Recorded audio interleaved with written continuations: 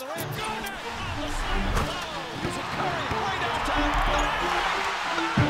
Oh, what a shot! If you happen to be too young or flat out non-existent during the 2000s, the Los Angeles Clippers were much like the modern day Hornets in that you just kind of knew they were there and nothing else. Almost never in the playoffs, no believable direction, never came across them online in 2K, literally a placeholder franchise, which was especially unfortunate in their case playing across the hall from Kobe Bryant and the Lakers. Seriously, you can turn on tape of Shaq dropping nearly 60 and 30 on them and it sounds almost identical to a home game. Why?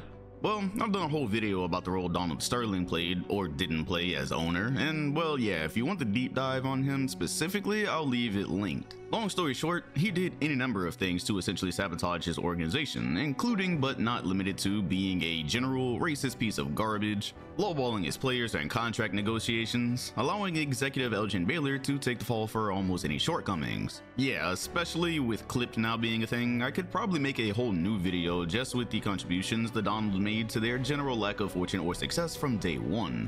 For this flick, just know they were completely doomed as soon as he came into power. Knowing so, I will point out how the 2006 Clippers nearly won 50 games, coming within a hair of making the conference finals. A group of Sam Cassell, Katina Mobley, Corey Maggette, Elton Brand, and Chris Kaman actually turned out compelling enough to earn a young Paul George's fandom.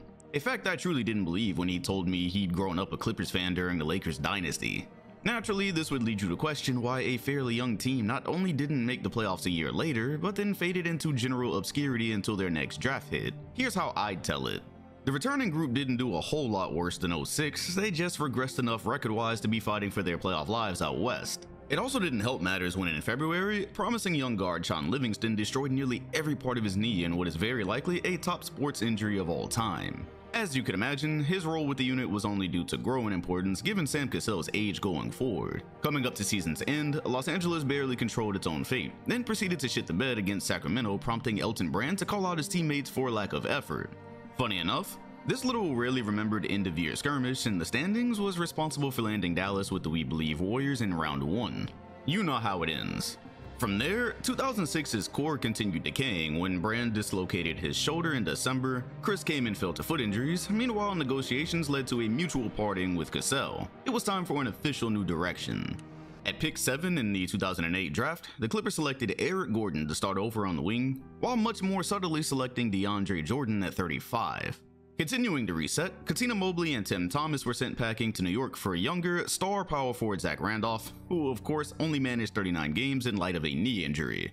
On a relatively brighter note, management was able to nab star point guard Baron Davis on a 5-year deal who wasn't far removed from helping lead the upset against Dallas in 07, though he'd only appear in 65 games. Not a terrible number, except when you also consider Chris Kaman's magical foot injury, which seemed to somehow only get worse with rest. They were more or less a traveling circus of intriguing names with zero continuity or opportunity. Speaking of which, Davis initially had eyes on LA in hopes of joining forces with Brand, who'd posted a very solid career over 7 seasons donning the blue and red. Only he then chose to sign with Philly over summer after all that work recruiting Davis. The move even baffled head coach Mike Dunleavy, who claimed he was in contact with Brand through free agency before being ghosted. It appears he had a better deal awaiting and just didn't want to face them. He knew he was about to renege. Asked if he planned to exchange pleasantries with Brand during the season, Baron fired back, quote, "I've got nothing to say to him." Yeah, getting tricked into signing with the laughingstock of the league had to sting. Would they be the laughingstock much longer? On May 19, 2009, a Castaway franchise received word they'd be picking first in a draft, thought to contain a magic bullet in Blake Griffin. Although Sterling had a history of losing top draft picks after their first contract, this one was fail-proof. The high-flying box office prospect would fit snug into a lineup featuring BD, Eric Gordon, and Chris Kaman. No, of course he wouldn't. During preseason, Griffin would block a shot on one end, exploding for a tomahawk on the other, breaking his kneecap in the process. What? Actually, no, not what. As we'd come to learn, this sequence of events were simply perfect foreshadowing for both parties. I didn't even mention he'd first injured his shoulder during Summer League. Man, writing on the wall couldn't have been more blatant. Damn shame, too. Between front court talent and guard play, the 2010 Clippers could have put something really solid together. Instead, an anxious rookie watched from the sides as his squad put together its 20th sub-30 win season since inception in 1970. If that caused you to do some math, half of all their existence up to 2011 were below 30 win seasons. In somewhat better news, Blake didn't even come close to disappointing after making his debut, averaging a very loud 23 and 12, creating some diabolical highlight plays simultaneously. He then went on to predictably participate in the dunk contest, hopping over the hood of a car in a manner I'm so confused by all these years later. Seriously, why were we going so crazy after he cleared the hood? Anyways, you probably guessed none of the spectacles led to overall fortune for the cursed little brothers of Staples. Eric Gordon, who was at the beginning of a massive injury rap sheet, continued to aggravate a wrist injury, holding him out of a meaningful amount of games. Hopefully by now you understand all you need to know about Chris Kaman is he was really good when healthy, and he was never healthy. The skilled big was limited to 32 outings with a terrible set of feet. Baron Davis, who was on year 3 of a 5-year deal, granted 43 games before being dealt to Cleveland from Mo Williams, with a 2011 first rounder. I'm fairly positive all you've really ever heard about Mo was how he was one of the scrubs responsible for LeBron's disastrous first Cleveland stint. However, it discounts the All-Star team he made in 09 and how good he generally was even before James. At the time, he was also still only 28 and provided salary relief for an organization wanting flexibility for future endeavors. So I'd agree, yeeting BD and a very nearby lottery pick as a 32-win operation seems crazy. Yet they actually knew what they were doing this time. From general manager Neil O'Shea, quote, "The drill is, as always, is the player you're getting back more valuable than the potential you could get in the draft? Our analysis at this point in February is that it was more valuable to get a 28-year-old all-star point guard that we have for the next few years. Cap flexibility to make sure we take care of business and re-sign DeAndre Jordan and have flexibility to take care of Eric Gordon as well, as opposed to speculating on another kid that's 19 years old with 1 year of college experience. And I'm not that high on the draft to begin with this year." Cap flexibility. Boy, I'm not even sure how anyone who had vested interest in Los Angeles reacted to the news they'd essentially chosen to punt on a draft during Blake's rookie year from Mo Williams. Especially given 2010's huge free agency class had just passed the previous summer, what could you as the NBA's relevant franchise possibly hope to attract? You wouldn't be able to nab Chris Paul, cause after a foreseeable trade saga with his stagnant Hornets, he landed right in your backyard with the same franchise who's been scoring all the big names since forever. Except no he didn't. After the seismic deal being vetoed by the NBA who owned the Hornets, they took a deal next door, sending Paul in exchange for often injured Eric Gordon, often injured Chris Kaman, Al-Farouq Aminu, and an unprotected 2012 first rounder. Well, if you've practically given away Kyrie Irving, who'd have complemented a young Blake pretty nicely, I guess acquiring Paul, who'd complement him perfectly, was the next best thing. Little did they know, a cursed franchise had actually recruited a cursed player. These early CP3 Clipper teams are amongst some of my favorites in the virtual world, except whatever they were capable of inside a PlayStation, they also brought to real life, which was a fairly predictable outcome considering an all-time floor general had been paired with 2 freakishly athletic bigs. In December, actually before Paul, Chauncey Billups was snatched up off waivers, initially putting forth how he'd retire if he ended up somewhere he didn't want to be, like here. Caron Butler was inked to a 3-year deal after having supposed to have been a piece to put Dallas over the top, and they went on to win it without him anyways. DeAndre Jordan's offer sheet in Golden State was matched, Nick Young was acquired late in the season via a 3-team deal, while Kenya Martin was signed around the same time. All in all, Los Angeles was suddenly aligned to conceivably compete for a title on both sides of the tunnel, especially during this lockout campaign where it was anybody's guess who'd be standing by the rushed end. As far as their conference, San Antonio still stood strong, OKC was poised to take another step in its process, Kobe and Gasol were on their last try given Laker brass had literally just tried to dispose of Powell, then there were about 4 other decent to good squads to deal with. Ironically, 2012 would have probably been the best chance for Lob City to go all the way, and even then it wasn't a good one, which speaks volumes to the awaiting trials. Their 40 wins were the 3rd highest mark they'd achieved since winning 45 games in 1992. 40 out of 66 matches during a lockout-affected run obviously signaled hope, as Chris Paul finished 3rd in MVP voting, looking rejuvenated by the arrangement. Blake Griffin played another full season, recording his 2nd All-Star appearance and fooling everyone into believing his rocky start concerning health had been a mere fluke. It was a well-oiled machine, which now stood no chance of emerging from the West. We'll table that discussion for now though, because while it's true a team who ranked 2nd in turnovers was never fit to deal with the dynasty, they did experience much-needed triumph in Memphis. A first-round 4-5 matchup landed the Grit and Grind Grizz, who could muster up just enough roster-wise to bother almost anyone in the bracket as the name implied. Headed into Game 1, Los Angeles had won exactly 1 playoff game in franchise history when they were trailing headed into the 4th quarter. As a matter of fact, there were 11 playoff wins total to show for since moving from Buffalo in 1978. Here nor there. Memphis led by 24 with roughly 11 minutes remaining, which is an automatic win for sure in the year 2012. Then everyone I listed out earlier contributed to a massive comeback, including Nick Young, who caught fire to the tune of 3 3-pointers in the span of a minute. By game's end, Rudy Gay had missed the go-ahead bucket, allowing Lob City to officially announce themselves in a new era. The full weight of a roster had been employed to author one of the greatest and most forgotten comebacks in playoff history. Not the only time they'd pull off such a feat.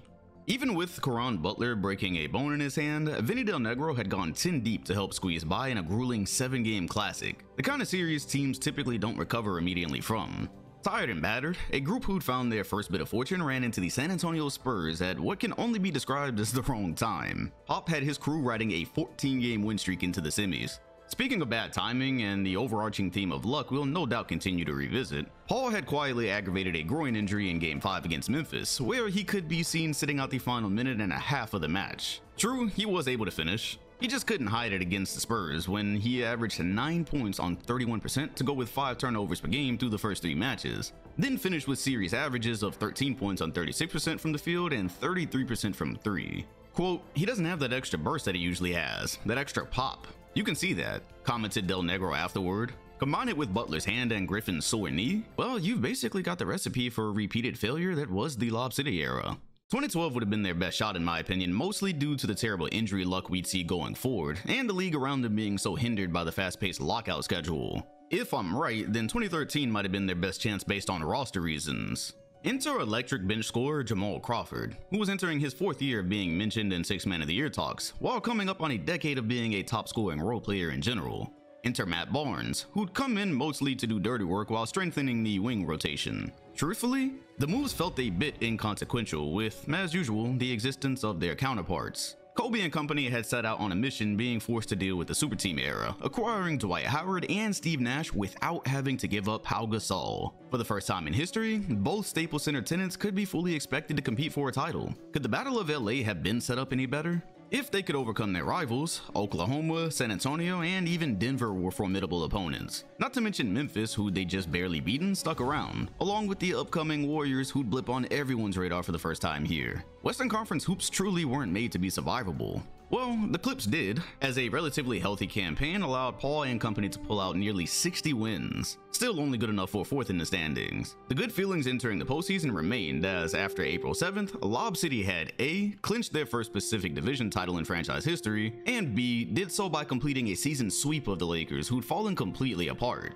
They hadn't swept their foes since the '75 season when they were the Buffalo Braves. It was also the first time they'd even won the season series at all since 1993. It was very telling of the current predicament. Kobe's failed super team was headed for an unfortunate, foggy future while Lob City was rising, surely capable of delivering a title during the window. A window which closed and opened depending on the year. 2013 was one of those where the window slammed shut, as after Blake managed to play 80 games, he injured his ankle in first round against Memphis, who was back for blood and equally as good. With Griffin only able to contribute a nasty 13 points a game playing hurt, Los Angeles were already on year 2 of injury-altered runs. Unlike 2012, 13's roster seemed realistically capable of a run if all there.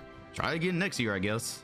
Enter JJ Redick, who at age 29 would fit fantastically on a team who could only turn more lethal with floor spacing. With much of the cast returning, they'd now be under the watchful eye of Coach Doc Rivers, who hadn't had his name totally tarnished in the media yet. With some other minor additions and random vets, there was nothing left to hold them back in 2014, except their owner. Even with some nicks and dings to guys like Redick, the 14 Clips outdid their previous total by 1 with 57 wins. Once again sitting near the top of the conference and clearly as talented as anyone they'd come up against. A theory which was put to serious test drawing the upstart Golden State Warriors in round 1. Featuring a backcourt Coach Mark Jackson had already anointed as the greatest shooting backcourt of all time. Just to put that into perspective, it'd be similar to a coach making some all-time claim about like Paolo Banchero and Franz today. Good guys, but damn you're talking crazy. Anyway, the tandem nearly put another early end to Lob City, and so did Donald Sterling. On April 25th, 2014, while the Clippers had rallied back from their Game 1 loss to take a 2-1 lead, TMZ published an article and tape where Sterling could be heard lambasting his mistress over bringing black people to his games. The rest is history. A firestorm ignited. Cries from every direction demanded he be dealt with swiftly. An idea had even been floated around the locker room to boycott Game 4. As players and staff alike simply didn't see it fit to be playing for an owner who apparently took the term literally. As mentioned earlier, Sterling's stench had been all over this franchise far before he got caught. Weird comments to his black players, the disrespectful contract offers, hell, he'd even been accused of racially discriminating when it came to his real estate. In short, it ain't hard to understand how an owner with such a reputation helped lead such a massively unsuccessful tenure. With him now being outed as an undeniable racist, his reign of terror was over. Adam Silver handed down a lifetime ban with millions in fines, ensuring Donald would never so much as step foot in an NBA arena again. Time for a new owner, and some more thrilling basketball. After 7 intense battles, a rivalry was thought to have been born when Golden State had pushed Paul and company to the absolute brink, coming within 5 points of eliminating them on the home front. Clippers Warriors spoke to so many factors unfolding right in our faces. The West remained a wild card. A team with the obscurity of Golden State could whip out 50 wins and possibly even make a title run. You'll remember they gave the 13 Spurs a good run out of nowhere on the heels of upsetting Denver. Chris Paul, who was now on his 3rd Clippers run and approaching his 30s, was gonna have to furiously defend his best point guard in the league title.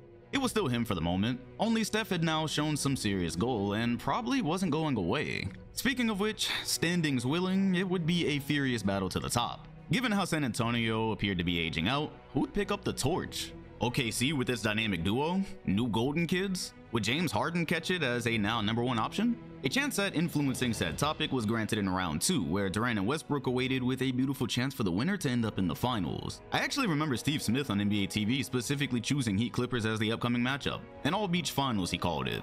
That's cool and all, only therein lay the problem with the West. 3 straight matches concluded by 6 points or less, including Game 5 when LA led by 7 points with 49 seconds remaining. A deficit probably resulting in a win 95% of the time. In a tied series headed back home for a closeout? Maybe don't fumble? They fumbled.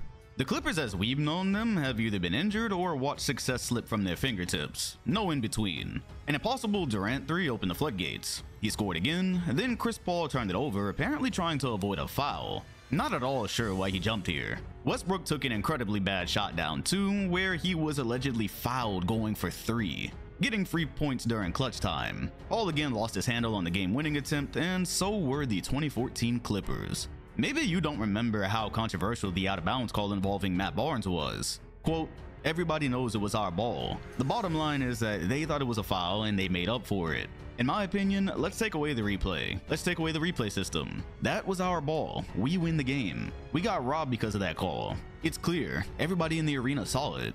That's why everybody was shocked when they said Oklahoma City.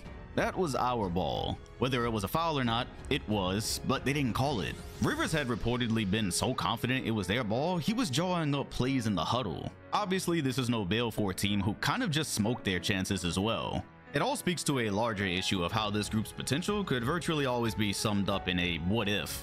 After being closed out by 6 in 6, eyebrows were starting to raise. For 3 seasons now, CP and company created some of the most chilling highlights known to basketball. Blake and DJ routinely humiliated the opposition, normally as a result of a perfect Paul dime. There weren't many men who could jump with them. There were, however, many factors ready to derail them.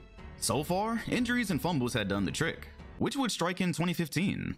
Both. And some. If you examine both 13 and 14, you could make an argument the Western Conference Finals at minimum had been fully attainable. It's just a tough break when even if you do stay healthy, your opponent is almost always championship worthy. From this lens, you could justify roster stability from year to year where you only swapped out guys who were washed or just not totally consequential. That being said, losing backup point guard Eric Bledsoe to Phoenix in summer 2013 wound up mattering in a roundabout way, creating the need for a new second string PG.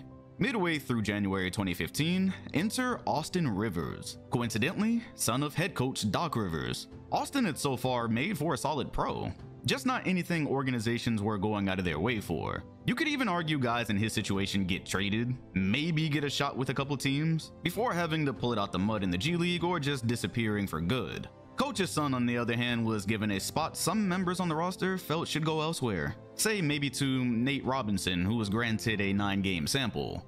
In any event, Austin got the opportunity instead. Keep this in mind, it'll be important shortly.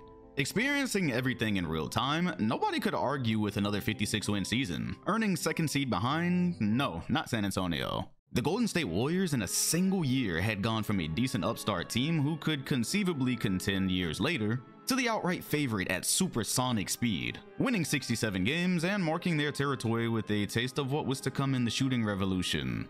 Multiple times throughout regular season hoops, you could catch Curry effortlessly embarrassing his rivals, setting up a very clear dispute which would need to be resolved in coming months. Neither of these teams had so much as been to the conference finals in recent years. Who'd reach the mountaintop and christen a new era first? Actually, were either of them truly as good as San Antonio, who'd made 2 straight finals and dominated Miami's Heatles? These were questions a mid-2010s West had us asking. 7 teams won 50 games, while around 4 or 5 of them were being seriously considered as title contenders. What better way to see who was really it than a first-round matchup forcing you against defending champions? It was the 2nd straight year of both CP3 and Blake getting MVP mentions. DeAndre Jordan was on year 2 of blipping in DPOY rankings, here making the defensive first team and All-NBA 3rd. A feat you've probably seen clowned on, but he was generally really good in 2015. With just a tiny splash of luck at long last, it probably doesn't surprise you this was the year a Cinderella story appeared to be unfolding. Luck. What'll really start to seem eerie to you is just how consistently misfortune followed any grace in Los Angeles. Sure, Chris Paul had just emotionally willed his guys past an aging dynasty and dethroned the old guard out west, only to sustain a strained hamstring while doing so. As would happen often throughout his career, a very routine movement derailed what was likely to be a strong title run. Explaining this part is always fun, cause LA actually won Game 1 in Houston sans CP3. So why did him missing both away games even matter? Especially after going up 3-1? Well, I've always argued they maybe steal both games 1 and 2 with a healthy Paul. Look closer for a second though. Remember Austin Rivers' discourse earlier? Surprise, surprise. He got the opportunity to prove himself with Paul injured, and he didn't do half bad either. More info later. As mentioned, a 3-1 lead fully suggested they were ready to settle matters with Golden State, a perfect opportunity to get out in front of an impending Golden Dynasty nobody saw coming. I know you know the rest. A 3-1 lead somehow meant absolutely nothing when they were at home, practically already popping champagne. That's when Josh Smith happened, Corey Brewer happened, Jason Terry happened, and the rest is quite literally history. In the midst of opportunities they'd probably never come across again, Rivers' crew watched a short series win slowly devolve into an unnecessary Game 7 in Houston. These events unknowingly put an end to Lob City. Golden State got on with life, becoming champions merely a year after their first round slugfest with LA, starting ascensions to new heights Chris Paul's shamed squad could only dream of. Never mind the Cinderella story which appeared to be brewing when Tim Duncan embraced his injured friend after being dethroned. Back to the bottom you go, with multiple growing issues. As you can see in present days, public opinion don't take too kindly to blatant nepotism. And although you could argue Austin had earned his keep by now, locker room vibes simply eroded by what veteran members believe to be selective treatment from Doc. As a quote from ESPN's Michael Eaves told it, Paul's relationship with Doc Rivers started to deteriorate rapidly after the Clippers acquired Austin Rivers. Several members of the team felt Austin acted entitled because his dad was both the coach and president of basketball operations. In the view of the tenured players, Austin Rivers never tried to fit in, and when players tried to address the situation with him, he still did not respond the way the core of the team wanted him to. It led to resentment within the locker room, which often played out during games.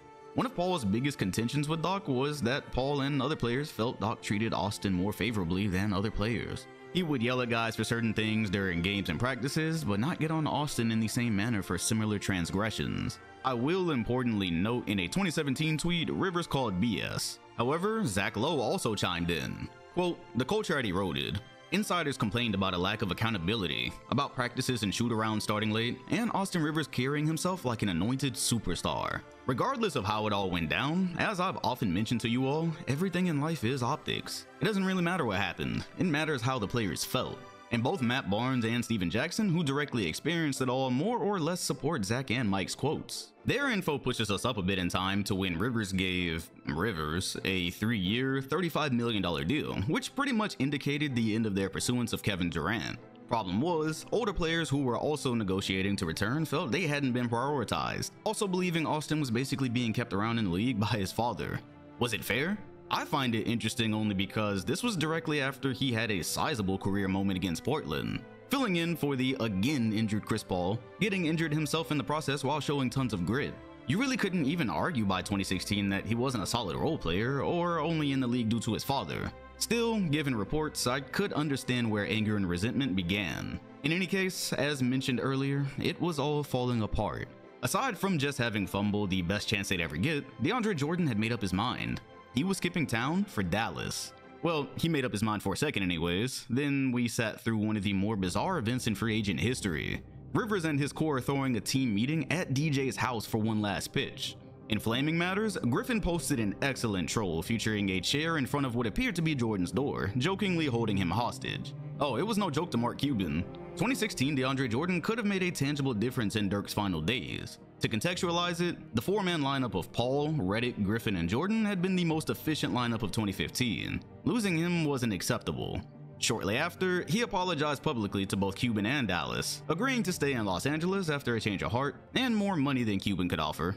No matter, 2016 was basically the process of burying Lob City for good, because as time passed, the canyon-sized gap between them and the Golden Squad continued to widen. Steph was undoubtedly now a better point guard than the point guard himself, when it hadn't even been a conversation during their 7-game bout just 2 years ago.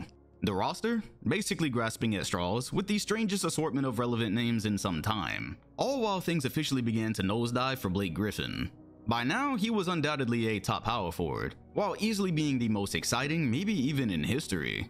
All-star every year of his career, a few campaigns with some light MVP mentions, yet his injury scares literally started on day one, now culminating in what could be considered another lost season. On Christmas Day, he suffered a torn quad, his second devastating lower body injury, whilst being almost completely dependent on explosive athleticism as a player. He and DJ spent years terrorizing opponents from above. Could it last so much longer? Adding insult to injury, and I mean that, he followed up the quad with a broken hand a month later, apparently punching a team employee. How have I never heard this? Yeah, 35 games on the whole year, which is crazy considering a 53-win record, still earning 4th seed out west. Now we've come full circle to Rivers answering the call when Paul broke his hand, and Blake aggravated his quad. Both only managed 4 games, leaving LA mostly helpless to actually advance, ending another run in utter disappointment. For your scorecard at home, Chris Paul injury, Blake Griffin injury, insane sell in OKC, Chris Paul injury and insane sell against Houston, landing at the apparent finale featuring a Chris Paul and Blake Griffin injury. Unreal. In my opinion, they had a realistic shot at winning 3 of those years. Now, not only could they not even show up to the dances, a championship window now slammed shut for good. Austin Rivers' contract further divided all involved, and Kevin Durant now donned a Warriors jersey, taking a canyon-sized gap to outer space distances. 2 straight finals appearances, Curry was bordering on superhuman status, LA was routinely embarrassed by him while trying to beat him to the summit, and actually played such a huge part of their come-up. Rewind back to early in 2016's campaign. Golden State was trying to continue their win streak, which, contrary to what Reggie Miller said live that night, wound up being enough to catapult him past Chicago's record. For a while though, the Clips had him, looking every bit as talented and poised to end the 12-0 start. It got out of hand to the tune of 50-29. It'd been an admirable start from the defending champs. There was simply no way they could follow up on the talks concerning Chicago's record, just way too talented of a league now. Then Steve Kerr made an adjustment. You'll notice perusing the box score, Bogut, who was their starting center, only played 20 minutes. Sure, his playtime had been spotty coming back from injury, but the significance here involved what it taught Golden State about their matchup capabilities with LA. There would never be a discussion again. The death lineup was faster than a too-big lineup could keep up with, featuring almost none of the drawbacks you'd expect from essentially playing without a big. All of a sudden, LA's one advantage became its final weakness, forever ending any talks of a rivalry. Didn't stop them from becoming punching bags like the rest of the league in general. By this point, it was pretty discernibly over. Going out with a bang win up 2-1 on the Jazz, Blake Griffin was ruled out for the rest of the playoffs due to a toe injury. The end. Here lies Lob City, lasting approximately from 2012 to 2017. It produced 5 straight 50-win seasons, enough highlights to last a lifetime, enough disappointment to last even longer, with one of the league's biggest historical events to top it all off. A unit absolutely capable of a championship, mirrored by the worst stretch of injuries you'd ever seen. Until their next era. Despite routinely owning the Lakers, who just so happened to fall off once it could finally be competitive, their stealing of Chris Paul would unfortunately yield no credence. What a way it would have been to stick it to their parent franchise, taking their star acquisition and winning championships. Instead, the only banners raised were the pictures of players used to cover the real ones. Doc thought it a good idea to create their own identity. In the end, their identity was only a prettier version of their past lives, an embarrassing franchise doomed to fail no matter what management did. On June 28, 2017, the Los Angeles Clippers sent Chris Paul to Houston for Patrick Beverley, Lou Williams, Sam Dekker, Montrezl Harrell, De'Ron Hilliard, DeAndre Liggins, Kyle Wiltjer, a 2018 protected first, and cash considerations. The ship appeared to be steering toward a rebuild when Blake decided to stay on a 5-year, $173 million deal, more or less agreeing to give what was left of his prime years to LA. He even ventured to tell his staff during the meeting, quote, "I want my legacy to be a Clipper." The fact he later went on to say his best chance to win was there led me to believe he just wanted to be rich in Los Angeles and play basketball, which is totally understandable. And hilarious because after said emotional meeting, the production Steve Ballmer had stitched together to convince him to stay, the good feelings, they shipped him out 33 games into the fresh massive deal. This has never not been peculiar to me, and oh boy did it certainly make Griffin salty, who had notably failed to acquire a no-trade clause in his deal. Consider how Griff had missed 16 of 49 games, they were 500 and sitting comfortably at 9th seed. As best I can tell, Clippers brass realized they weren't going anywhere and his value probably wasn't getting any higher. They were right.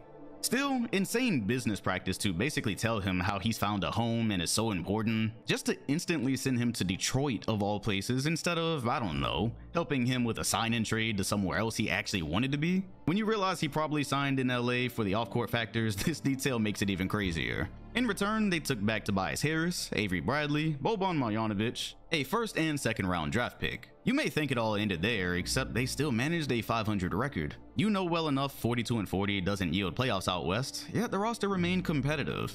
An important detail moving forward.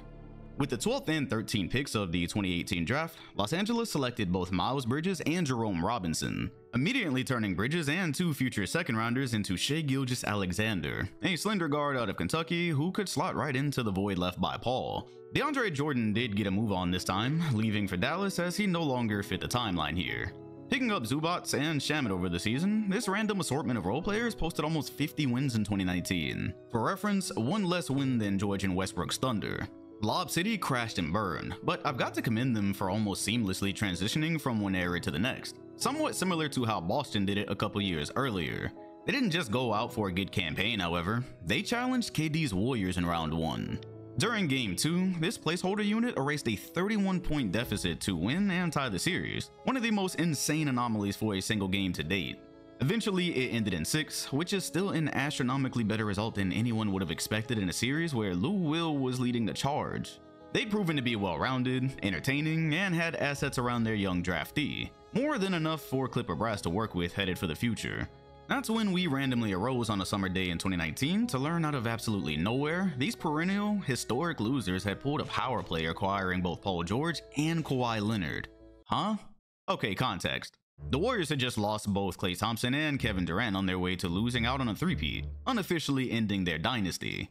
It came at the hands of Kawhi Leonard, who was on a rental in Toronto after removing himself from the situation in San Antonio. Still, no one could say for sure if he was signing permanently in a place he never wanted to be. Where he did want to be was LA, except no one also knew for certain which franchise that meant. The Lakers had recently and predictably lucked into Anthony Davis to pair with LeBron. Oh, they weren't done though. Barely a couple weeks after Golden State's unofficial demise, they were attempting to seize total control by adding Kawhi to the mix, fresh off of one of the more impressive playoff runs ever. Then there was Paul George, who just suffered a devastating exit at the hands of Damian Lillard, giving OKC an early disappointing exit. As we awaited terrible news, when everyone least expected it, Leonard was suddenly across the hall. It marked the second time in the decade LA's little brothers had scooped in and stolen a star prospect. Clippers-Lakers had been very one-sided over 8 years. No championships and embarrassing outings were simply overshadowing everything. Stealing Kawhi at a time like this was crucial. The two were once again officially contending at the same time, undeniably setting up what would be an epic battle for LA. To acquire PG, well, you've seen Lowe's graphic. They'd now mortgage the future and more for Paul George and Kawhi Leonard. That's the most important detail people disingenuously leave out when spamming this photo. The haul here for George was also the only way they could get Leonard's signature on the dotted line as well. Of course, it was a lot, but what did you expect an MVP candidate and the current Finals MVP to cost? Also, anybody would have done this deal in summer 2019, especially considering it allowed them to keep an overall great supporting cast. Instantly, the most unexpected transaction ever catapulted a one-year rebuild project to the top, more so than even the Lob City deal had once done. Speaking of how anyone would have done said deal, George reiterated on his podcast just last week how initially the duo was set to happen in Toronto, where Leonard would re-sign and the two would try to repeat. The deal there would have cost the champs more than they liked apparently. There's also a story where Westbrook is involved. In any case, the Clippers deal was undeniable, so the rest is history. Painful history. The NBA had gone from the golden era to the duo era, a time period where the throne appeared to be for the taking and power balance far more uniform. Kawhi and PG represented one of the more terrifying pairings to come out of summer. Two guys who, as mentioned before, were just exiting remarkable years. The other thought became, how does anybody deal with them as a wing duo? Two ultra-talented, long players on both sides of the ball. Versatility would be a nightmare to deal with. Not to mention how the rest of the roster shaped up. A high-energy tweener big in Montrezl Harrell, three-time and reigning Six-Man of the Year Lou Will, floor spreader in Landry Shamet, Roughhouser and Pat Bev, completed by the size and strength of Ivica Zubac. Amongst inspecting the lineup, this graphic hit the net. A current NBA meme which tells you all you need to know about what I'll say the rest of this video. As if they couldn't continue to be set up any worse, Kawhi filmed a shoe commercial which claimed LA was his town. A not so subtle slight of LeBron who'd made the splash to Hollywood a year earlier. Though he was reigning finals MVP with a run potent enough to have him in best player convos, so there wasn't much anyone could say for a while. Yeah, it was actually a while till Paul George could play. Right out the gates, he missed 11 games due to dual shoulder surgery he took on over summer, meaning we wouldn't see a full-strength outing battle for LA Part 1. Newly sworn enemies linked up for what was meant to be just one of many upcoming wars, ultimately expected to culminate in an epic postseason clash where a crowd would be hilariously confusing to listen to. It almost sounded too good to be true. It was. When they met again on Christmas, a slower start from George's absence granted a 23-10 record, while Bron and AD sat at 24-7. It was a hardwood classic, everything we'd expected since news had broken there were two superpower duos coming to LA. Going down to the wire, Patrick Beverley managed a narrow stop on LeBron, immediately fueling further conflict. And it was hilarious because Bev was merely a role player, agitator, and you still could trace his preparedness back to Summer League when he barely wanted to look at Bron upon greeting him.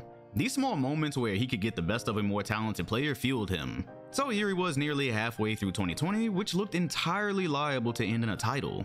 Then it just ended altogether. The time LeBron James wrecked both Giannis and his tunnel counterparts so close together stands out as the most random regular season affairs that still bounce around in my head. It was early March when the 48-13 Lakers were at a fake away game against their now 42-20 rivals, which was again overly thrilling with playoff basketball creeping up. James barreled inside for an and one late, letting out a primal scream signaling he'd just capped off a possible turning point in the season, with only about a month left. Up to now, Giannis was pretty safely repeating as MVP, and media began working overtime to reverse those narratives after LeBron conquered two contenders he'd surely have to face in a few months. Soon enough, we'd be treated to this Western Conference Finals with the winner earning a finals trip. Stakes simply couldn't have been higher. Both teams played one more game afterwards as the world went dark. NBA basketball was suspended. At season stoppage, 5 games separated these juggernauts, with the season series being 2-1 Clippers way. You'll notice I've mostly skipped over the bubble portion of videos from most teams, and I'm detouring here because I'm not sure Disney Hoops devastated any unit more than it did the Clips. When it all returned, the first game was a rematch, played on July 30th. Similarly to the previous wars, it came down to a single shot, resulting in James getting another epic career clip shutting down both Kawhi and PG to close it out. Very symbolic. It was the king in the midst of a likely title run, locking up the two stars who landed in his building for a challenge. It tied the season series, serving as the final time they'd meet before a potential conference finals. There would be no conference finals, for one of them anyways.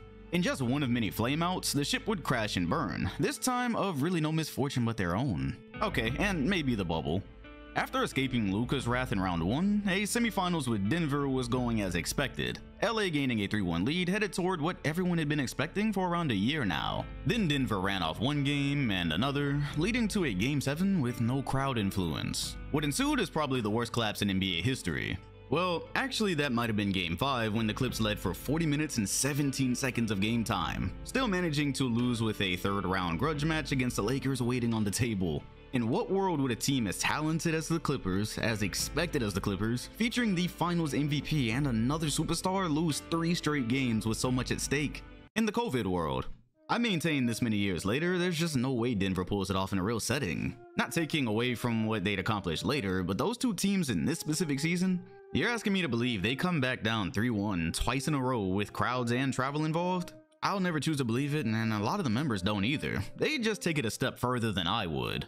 Even beating Denver wouldn't have guaranteed so much as a finals berth, yet the players maintain they win the whole thing in the real world. Quote, "I think we win the championship if COVID doesn't happen," said Lou Williams last year. "It was a struggle to get us to the bubble to begin with. We didn't even want to go, so I think just mentally, we came into it without the right mindset to finish the job. We didn't even want to be there." He continues, "I think I was in the bubble 97 days was how long I was there, and I think about day 67, I was like, let's get the fuck out of here. So I think mentally, we wasn't in it for the long game. We didn't really see the pot of gold at the end of it. We were starting to hear the rumblings like, nobody's gonna respect this chip and all that, so I think we kind of just took our foot off the gas." Okay, so walk with me. They are the wrong messengers. Marcus Morris, Lou, PG, nobody should be doing media rounds, and especially not multiple, claiming a title they got second rounded for. However, you will also recall the stoppage which took place amongst the unjust murder of Jacob Blake. Both LA squads were reportedly the only two teams to vote against continuing, with the Clips not wanting to have been there in the first place. All this to say, mentally I can understand what they're saying, and very much do believe Disney got the best of them. I think deep down everyone knows that title will never get full respect from the majority. So to hear this played a part in them letting up is believable. It just sounds like an excuse coming from a title favorite who folded. George has also been on record discussing the effects. Quote, "A lot of it was just weighing on me. For one, I wasn't sleeping. I don't know what it was. It was probably, no lie, I probably went a good week and a half to 2 weeks of zero sleep. Zero sleep. No lie, I would lay in bed and my mind would just be racing. I tried everything. I tried using apps, I tried therapy, sleeping gummies. They don't know this. You put that on top of having a bad game, then you're not sleeping, then there ain't nothing else to do there, so you're surrounded by basketball. There's no escape, there's no outlet. We're stuck in our rooms in the hotel. All we got is our phones. You get on social media, oh, it's a meme here or it's a joke there. You mix all of that on top of not sleeping. I didn't know what to do. I was just lost, bro. It was tough." Here's another lesson in everything in life is optics, and to help you understand why PG ended up getting clowned so mercilessly. Not long before these events, he got into a public social media battle with Damian Lillard, shortly after he missed free throws in a game-deciding situation. Dame clocked his T pretty hard too, telling him to, quote, "keep running from the grind" by switching teams. The comment prompting such a reaction? Quote, "And you're getting sent home this year. Respect." So yeah, getting embarrassingly sent home and you've hit the side of the backboard in the process? Context be damned. LA got more flaming than I believe I'll ever see. Of course, Purple and Gold easily handled Denver, bringing home a title in year 1. Once again, as usual, doing what their little brothers could not. The Brats had stolen multiple stars from their seniors, mostly dominated them since 2013, and hadn't even managed a conference finals appearance. Meanwhile, Banner 17 was hoisted on their watch. I promise you it gets worse. Due to the weirdness of a season featuring a 4-month hiatus, most were willing to still believe Kawhi and PG would eventually produce greatness. You couldn't say expectations weren't being met right up until Elimination Day. Knowing glory hadn't been too far away, management made some vet pickups including Ibaka and Batum, snagging Rondo later along the way. Doc Rivers had chosen to step down in what Steve Ballmer called a, quote, "mutual decision." Relatively recent championship winning head coach Tyronn Lue took his place. Of a 72-game season, the duo played 52 and 54, which wasn't the worst mark. Qualifying as 4th seed this time, with luck very much creating playoff opportunities. Some way through, LeBron suffered his first serious injury after nearly 20 years, instantly setting LA back further than time would allow them to recover for. The West appeared completely open. It was such a unique year. Gobert and Mitchell's Jazz earned 1st seed at 52 wins, a team closer to dark horse contention than actual. Phoenix followed behind after adding Paul, Denver stayed put, and there were no other contenders. If there were any year to make a run, 2021 was it, while matters were still being influenced somewhat by COVID. A rematch with Dallas almost ended everything though, Luka catapulting his squad to a 2-0 lead in LA, which in many minds was an insurmountable lead. Teams lose both home games and it's normally only reversed by injury or some other extenuating circumstance. What's new? The Clippers were choking again for a 2nd straight year, living up to everything ever said about them. We then witnessed Kawhi from Toronto as he shredded Dallas in Game 6 for 45 points and the right to an elimination game in his city. Well, definitely LeBron's by now, but yeah. I don't know if I've ever seen the world ready for a pack the way they were when it appeared Doncic had returned a year later to finish the job. A 1st round meltdown in year 2 following a 2nd round meltdown in year 1? Just way too good to be true. They advanced to meet Utah, who'd never fully convinced anyone of their 1st seed status. Good, surely, just not elite, and this much was proven even with Leonard only making 4 of the 6 matches. During Game 4, he awkwardly planted headed down court, inflicting what we eventually came to learn to be a torn ACL. Bruh. Mind you, this was following up Disney basketball, which settled in October, meaning round 2 was happening in mid-June. A serious injury in any postseason is already a death sentence for the following year, but knowing 2022 was right around the corner? Man. 21 was likely the best chance their franchise will ever have for some time. LeBron was already eliminated, Clips had been either 1 or 2 out west regardless of what record said, and even Brooklyn's juggernaut out east became too hampered for a run. All they would have had to do was show up and not fumble. Instead, they deployed a pretty simple game plan to pack Utah up in 6, meeting none other than Chris Paul in their first ever conference finals appearance. Managing to go 6 with the Suns using just about everything that was left of Paul George was such a cruel tease. Seriously, he produced something akin to his final OKC campaign. Now imagine it next to a fully functioning Kawhi. Once again, too good to be true. In a year so weird we brushed shoulders with a Suns-Hawks finals, Los Angeles was once again eliminated on a technicality, sent back to the drawing board to hope and pray they could avoid one of 2 hexes they'd seen every year: injuries or fumbles. I mean, avoiding injury wasn't on the table given, 2022 was already a hopeless campaign sans Kawhi. However, George also suffered an elbow injury limiting him to 31 games. So if there had been any hope about him holding the fort for a random late Kawhi return and run, which was nonsensical anyways, it'd been promptly dashed given there'd be no shot at a real rhythm. These mountain-sized barriers didn't stop management from improving, acquiring both Robert Covington and Norman Powell late. 2 guys who'd make a healthy lineup nearly perfect. In theory. Where was the health? After failing to qualify for postseason play in Minnesota, an injury-riddled duo was already headed to year 4 with only 1 healthy run to brag about, and there wasn't much bragging to be done. It felt like 2021 all over again. On paper, you'd see a roster full of versatility, talent, and now a coach who'd proven trustworthy. More wheeling and dealing brought back Eric Gordon and Russell Westbrook, 2 guys who, used correctly, could absolutely be beneficial. Want to take a guess on how things derailed this time? Covington lets it fly from 17. The shot is short. George goes down. A whistle, I believe a loose ball foul will be called before the basket from Dort. Now that looked nasty. Remember how well he was playing? Someone spent a lot of time preying on their downfall and succeeded. It was late March. Anyone with a set of eyes could see even if he did make a return, there'd once again be no healthy run. There once again was no healthy run. It hurt particularly because of how well they performed against Phoenix's new experiment, featuring Durant who was on his 3rd super team attempt. No PG be damned. Kawhi was on top of things and healthy enough to take game 1, proceeding to nearly snatch the 2nd alongside Westbrook, who nearly helped him get it done. No matter, headed back to LA, we'd all seen enough. Even this hampered version was probably going to pull off an upset. After a 39-minute night, Kawhi Leonard was ruled out of Game 3 with a sprained knee. The very same knee he injured in 21, costing him all of 22 and now sabotaging 23. 3 straight playoff runs had now prematurely ended due to injuries involving one or the other, and now both.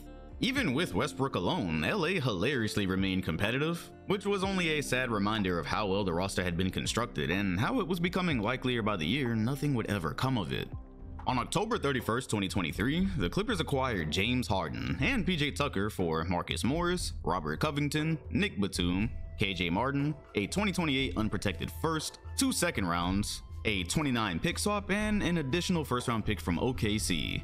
Boy, talk about doubling down. By this time, Lowe's graphic was floating around threads daily, especially given SGA's advancements and how OKC were expected to be competitive starting now. Even if fans were ignoring how said deal also fetched Kawhi, both stars' lack of availability was being highlighted in the present day. In flaming matters, both stars were now considerably aging, with contract talks creeping up.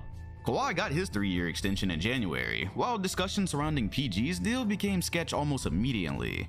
What's taking so long? You keep hearing how it's coming and these things take time, only the reports are now saying management straight up isn't offering a number he cares to hear, which is almost always a non-starter for players. Okay, but hey, how about that shiny new James Harden? Initial discussions became, how does it work with Russ? An aging vet, he'd been on a journey to tone his style down and fit with a team actually trying to win, which he'd done a decent job at. You just had to acknowledge fit concerns. If there wasn't a ball in his hands, he wasn't providing spacing, and cutting to take advantage of gaps only goes so far on a championship team. Out of respect, it seemed, Lue tried to start all four together, which looked as wonky as we thought it would, ultimately settling on Westbrook as sixth man. After he demoted himself, of course. A desperate experiment sat at 29-14 by late January, having improved to look about as good as they did on paper. You just never quite knew how serious to take them. Will all four stars be healthy by April? Is Harden gonna sink in the playoffs? Why is PG randomly playing so bad? Haven't we learned by now this franchise never catches breaks? They caught no breaks. 2024 began to wind down, and like clockwork, so did Kawhi. After managing 68 games, his highest total since the Pachulia injury, he randomly started missing matches, and anyone who wasn't in denial knew what it meant. Clippers fans were saying it was just necessary precaution, rest, he'd be back. Of course he wouldn't. As round 3 against Dallas came to fruition, the Claw showed up for 2 pitiful games where it was so painfully obvious he had no business being out there. Does he have any business left on a basketball court? Oh, he absolutely does. For the time he's able to play, he's great. That time is simply limited now. Always. Every single season. That time is also now up, with Paul George at least. Predictably, after failing to come to an agreement, he accepted an offer in Philly to put an official end to one of the most disappointing duos of all time. No finals appearances. The one time they made the conference finals, PG was by himself. A despicable 3-1 collapse. Injury-riddled years. Very bad 5-year stretch for the, LA Bulls. George recently detailed his negotiations, saying he came down to agree on taking the same deal they gave Leonard, something the Clippers were unwilling to do. Once they were, he also wanted a no-trade clause, or $212 million over 4 years, the deal Philly eventually put forth. After feeling disrespected from the first offer, it was all done.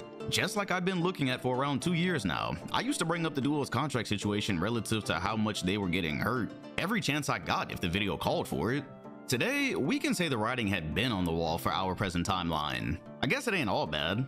At long last, the franchise will move into its own state-of-the-art building, a long overdue and much needed change to escape the everlasting Laker shadow, which will still exist to some capacity. After locking Kawhi up, Harden also re-signed. Derrick Jones Jr. has joined the fray, along with multiple guys who've been looking for a second chance. Still, the question I have today is, where can it even go from here? Kawhi is a 32 that I feel comfortable we can agree on calling 35. Harden would literally be 35 at season's beginning, while in no way really close to the man he once was. Russ has predictably been dealt away for Chris Dunn, ending what I'd call a productive tenure. Also, step in real quick. I want to show you their outgoing and incoming draft picks until the end of the decade.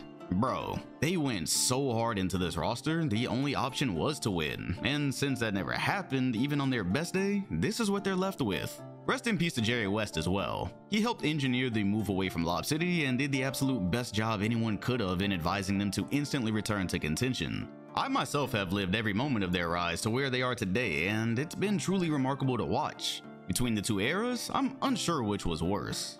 If I had to choose, I'd go 2020s based on how often the stars were MIA.